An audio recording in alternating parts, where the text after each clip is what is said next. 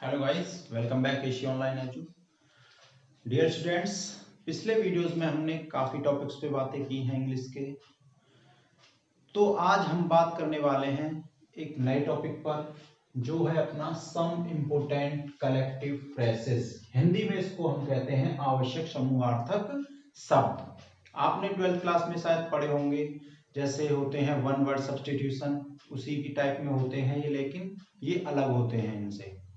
जैसे आप हिंदी में तो कह देते हो सैनिकों की टुकड़ी, मक्खियों का झुंड, कूड़े का ढेर, जानवरों का झुंड, फूलों का गुलदस्ता, लेकिन आपको नहीं मालूम है कि इनको इंग्लिश में क्या कहा जाता है। इनके जो है इंग्लिश में अलग तरह से नाम लिए जाते हैं, इनको अलग तरह से पुकारा जाता है। तो आज हम इस वीडियो के माध्यम से बात करने वाले हैं कि हिंदी जो बंच होते हैं, जैसे श्रृंखला है, झुंड है, टुकड़ी है, ये सभी जो है छोटे छोटे वाक्य हैं, फ्रेजेस हैं, इनको हम इंग्लिश में किस तरह से लिखते हैं। तो चलिए शुरू करते हैं इस वीडियो को। तो सबसे पहले देखिए, नंबर 1 पर है चाबियों का गुच्छा।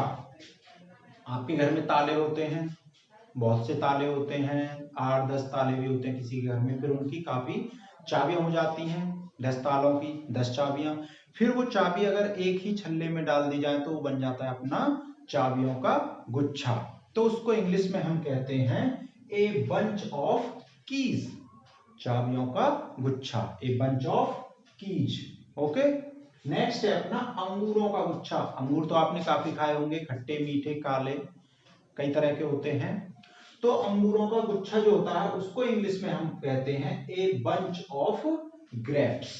ए बंच ऑफ ग्रेप्स, अंगूरों का गुच्छा। थर्ड है अपना फूलों का गुलदस्ता। शादी ब्याह में, पार्टी में आप जाते हो तो फूलों का गुलदस्ता लेके जाते हैं ना, तो उसको इंग्लिश में क्या कहते हैं? इंग्लिश में कहते हैं a bouquet of flowers. A bouquet of flowers, यानी कि फूलों का गुलदस्ता। ओके। नेक्स्ट है अपना लकड़ियों का गट्ठर, यानी कि काफी सारी, जैसे लकड़ी जंगल में जाते हैं, लकड़ियां काटते हैं, उनको एकत्रित कर लेते हैं, फिर उसको बांध देते हैं। तो लकड़ियों का जो गट्ठर बनता है उसको हम इंग्लिश में कहेंगे bundle of sticks. A bundle of sticks. Okay. Next है अपनी लोगों की भीड़। जैसे कहीं पर लड़ाई हो जाए या कोई धरना हो रहा हो, कोई भी पब्लिक पार्टी की हो, चाहे कोई राजनीतिक पार्टियां हो, उनकी जनसभाएं हो, तो वहां पर काफी लोग इकट्ठे हो जाते हैं, जिसको हम भीड़ कहते हैं। तो उस लोगों की जो भीड़ होती है उसको हम इंग्लिश में क्या कहेंगे? A crowd of people. A crowd of people, यानी कि लोगों की भीड़। ओके। नेक्स्ट है अपनी पहाड़ों की श्रृंखला, यानी कि जहां पर बहुत सारे पहाड़ होते हैं, पहाड़ी क्षेत्रों में जाओगे आप जैसे, तो वहां जो पहाड़ों की श्रृंखलाएं होती हैं उनको हम क्या कहते हैं? A chain of mountains. A chain of mountain, जहां लगातार पर्वत हो, पहाड़ हो, उसको इंग्लिश में हम कहेंगे ए चेन ऑफ माउंटेन्स। नेक्स्ट है अपना पक्षियों का दल। जो ये चिड़िया होती हैं, कौवा, कबूतर, चील, इस प्रकार से सभी पक्षियों की श्रेणी में आते हैं। तो पक्षियों का जो दल होता है, यानी कि जहां एक साथ बहुत सारे पक्षी उड़ रहे हों, तो उसके दल कहते हैं पक्षियों का दल। उसको इंग्लिश में हम कहेंगे ए फ्लाइट ऑफ बर्ड्स। क्या कहेंगे? ए फ्लाइट ऑफ बर्ड्स। किसको? पक्षियों का जो दल होता है। ओके। नेक्स्ट है द्वीपों का समूह। आपने देशों का नाम सुना है, राज्यों का नाम सुना है, शहरों का नाम सुना है। द्वीप शायद हर किसी को भी नहीं मालूम है। द्वीप होते हैं छोटे छोटे जो आइलैंड होते हैं, टापू होते हैं, उनको हम कहते हैं द्वीप। तो द्वीपों का जो समूह होता है उसको इंग्लिश में हम कहेंगे group of island. A group of island. Okay. Next है तारों का समूह। आकाश मंडल में आपने सभी को देखा होगा, रात में तारे भी दिखते हैं, चंदा भी दिखता है। तो जो तारे दिखाई देते हैं, जो तारों का समूह होता है, बहुत सारे तारे होते हैं आसमान में, कभी कभी एक दो भी दिखाई देते हैं।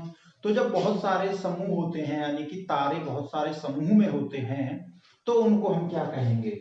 ए गैलेक्सी ऑफ स्टार्स, यानी कि इंग्लिश में अंतरिक्ष में जब तारे दिखते हैं बहुत सारे एक साथ, तो उसको कहेंगे हम ए गैलेक्सी ऑफ स्टार्स, यानी कि अंतरिक्ष में तारों का समूह। नेक्स्ट है पेड़ों का झुंड।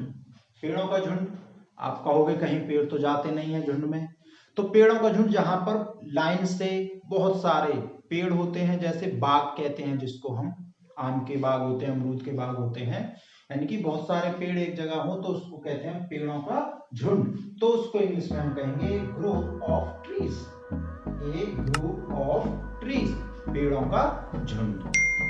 नेक्स्ट है अपना हिरणों का झुंड। जंगल में हिरन होते हैं, काफी हिरन होते हैं, जहां 10 20 50 एक साथ हिरन आ जाए तो वो बन जाता है उनका हिरणों का झुंड एक साथ। तो हिरणों का जो झुंड होता है उसको हम कहेंगे ए हर्ड ऑफ डियर। मानो यहाँ झुंड पेड़ों का झुंड था तो तुम कहोगे कि ग्रुप क्यों नहीं कहा झुंड को, ओके। तो यहाँ हम हिरणों का अगर झुंड आ जाए तो बात उसको कहेंगे हम heard, A herd of dears. और यहाँ पर जो झुंड था पेड़ों का झुंड उसको हमने कहा था ग्रुप, क्योंकि ये पेड़ थे और ये हिरन, इसलिए इनको हम ए हर्ड ऑफ डियर बोलेंगे, ओके। नेक्स्ट है अपना मधुमक्खियों का समूह। जो मधुमक्खी, जो शहद आप खाते हो, जो मधुमक्खी होती हैं, डंगारा, देसी, इस प्रकार से आप बात करते हैं। मधुमक्खियों का जो समूह होता है उसको हम कहेंगे ए हाइव ऑफ बीज, यानी कि बी में क्या होती है मधुमक्खी, तो हाइव मतलब समूह, ए हाइव ऑफ बीज, मधुमक्खियों का समूह, मधुमक्खियों का जो छत्ता होता है उसको कहते हैं हम ए हाइव ऑफ बीज, ओके।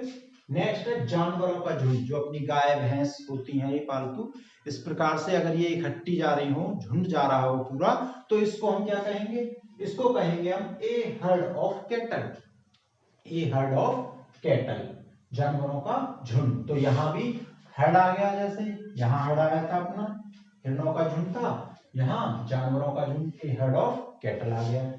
नेक्स्ट है कूड़े का ढेर। जो जगह जगह सुबह को आप कूड़े डालते हो, घर की साफ सफाई करते हो, तो जो ढेर लग जाता है उसको हम कूड़े का ढेर जो कहते हैं उसको इंग्लिश में कहेंगे ए हीप ऑफ रबिश। रबिश मतलब कूड़ा होता है, हीप मतलब यहाँ ढेर से है, a heap of rubbish, okay. Next है रेता का ढेर। ऐसे बजरी का ढेर होता है, रेता का ढेर होता है जिससे अपनी बिल्डिंग बनती है, मकान बनते हैं। तो रेता का ढेर हो या बजरी का ढेर हो उसको क्या कहेंगे, ए हीप ऑफ सैंड या ए हीप ऑफ स्टोन्स। पत्थर आ जाए यहाँ, जब बजरी आ जाए बजरी का ढेर तो ए हीप ऑफ स्टोन्स, अगर रेता का ढेर है तो a heap of sand, okay. Next है शिकारी कुत्तों का झुंड। अब कहोगे शिकारी कुत्ते कौन से होते हैं, गांव में तो कुत्ते सभी ने देखे हैं जो पालतू होते हैं, आवारा होते हैं, लेकिन शिकारी कुत्ते कौन से होते हैं, ये जंगलों में पाए जाते हैं शिकारी कुत्ते, जो बड़े बड़े जानवरों का भी शिकार कर सकते हैं। झुंड में अगर हो जंगली कुत्ते तो ये जंगली भैंसा, सुअर, कभी कभी तो ये शेर तक का शिकार कर लेते हैं। जंगली जो शिकारी कुत्ते होते हैं जंगल में, वो कभी कभी शेर का भी शिकार कर लेते हैं। ए पैक ऑफ हाउंड्स, यानी कि शिकारी कुत्तों को क्या कहेंगे हम, ए पैक ऑफ हॉर्न्स। यहां पर क्या हुआ, पैक किसका हुआ, झुंड का, मतलब हॉर्न्स शिकारी के लिए आ गया, ओके। नेक्स्ट है जूतों का जोड़ा। जूते तो आप सभी पहनते हो, जूतों का जोड़ा, एक जूता तो पहनोगे नहीं, दो, यानी कि दोनों जूतों को मिलाकर के पेयर बनता है। तो जूतों का जोड़ा जो होता है उसको हम क्या कहते हैं, ए पेयर ऑफ शूज, जूतों का जोड़ा। नेक्स्ट है सैनिकों की टुकड़ी। सैनिक, आर्मी, सभी जानते हैं इसको, जो फौज है अपनी, जो अपनी रक्षा कर रही है यहाँ पर हमारे देश की, तो उसको सैनिकों की जो टुकड़ी, टुकड़ी में बटे होते हैं, छोटे छोटे टुकड़ी बना दी जाती हैं, 10 की, 20 की, 50 की, 100 की, इस प्रकार से जो उनकी टुकड़ी होती हैं तो उनको हम कहते हैं ए रेजिमेंट ऑफ सोल्जर्स। सैनिकों की टुकड़ियां बन जाती हैं, 100 की हो, 50 की हो, सैनिकों की टुकड़ी को हम ए रेजिमेंट ऑफ सोल्जर्स कहते हैं। नेक्स्ट है मक्खियों का झुंड। यहां बात करी थी हमने मधुमक्खियों की, और ये आ गई अपनी मक्खी जो घरों में घूमती हैं, उड़ती हैं, उनको हम क्या कहते हैं, मक्खियों का झुंड। इसको हम कहेंगे a swarm of flies, a swarm of flies, मक्खियों का झुंड। यहाँ स्वार्म क्या आ गया, झुंड। फ्लाइज मधुमक्खी नहीं होती, यहाँ पर होती हैं मक्खियां जो घरों में उड़ती रहती हैं। ये जो होती मधुमक्खियां वो बीज होती हैं, ओके। नेक्स्ट है घटनाओं की श्रृंखला। घटना मतलब इवेंट्स, जो घटनाएं घटित होती रहती हैं आसपास हमारे, उनकी जैसे पुस्तक बना दी जाती है क्रम से, सीरीज से, उसको हम कहते हैं ए सीरीज ऑफ इवेंट्स, यानी घटनाओं की श्रृंखला, ओके। नेक्स्ट है घोड़ों की टुकड़ी, यानी कि घोड़े एक घोड़ा, दो घोड़ा देखा है आपने, लेकिन जहां घोड़ों की टुकड़ी यानी कि काफी घोड़े जा रहे हों उसमें, वो बन जाती है टुकड़ी, घोड़ों की टुकड़ी। अब घोड़ों की टुकड़ी को हम क्या कहते हैं? ए ट्रूप ऑफ हॉर्स, यानी कि टुकड़ी का क्या हुआ यहाँ पर? Troop, a troop of horse. Okay, next है सुअरों का झुंड। सुअरों का झुंड, जंगली सुअर आपने नहीं देखे हैं? जो जंगली सुअर होते हैं वो भी काफी झुंड में चलते हैं एक साथ। जो गांव में सुअर होते हैं वो भी झुंड में चलते हैं। तो सुअरों का जो झुंड होता है उसको क्या कहेंगे हम? A herd of swine. Swine या सुअर के लिए आ गया, हर्ड झुंड के लिए आ गया। सुअरों का झुंड, a herd of swine. Okay, last है अपना भेड़ों का रेवड़। रेवड़ मतलब जो भीड़ होती है भेड़ों की, जैसे लोगों की भीड़ होती है ऐसे भेड़ों की भीड़ होती है, काफी 50, 40, 100 भीड़ चलती है एक साथ, तो उसको हम कहते हैं भेड़ों का रेवड़। तो इंग्लिश में उसको कहेंगे हम ए फ्लॉक ऑफ शीप, यानी रेवड़ के लिए यहाँ क्या आ गया? ए फ्लॉक, भेड़ों का रेवड़, ए फ्लॉक ऑफ शीप। ओके, इस प्रकार से ये सारे आवश्यक समूहार्थक शब्द मैंने आपको बताए और आशा करता हूं कि आपको ये समझ में आ गए होंगे। इन सारे शब्दों को अपनी नोटबुक में नोट करिएगा और इनको ढंग से याद करिएगा। ये कहीं भी वर्क कर लेते हैं, कहीं भी काम आ जाते हैं बोलने में, डेली के यूजों में। तो इसी प्रकार से आज की इस वीडियो को हम यहीं पर समाप्त करते हैं। अगर वीडियो पसंद आए तो चैनल को सब्सक्राइब करें, वीडियो को लाइक करें, शेयर करें। बहुत बहुत धन्यवाद। Thank you.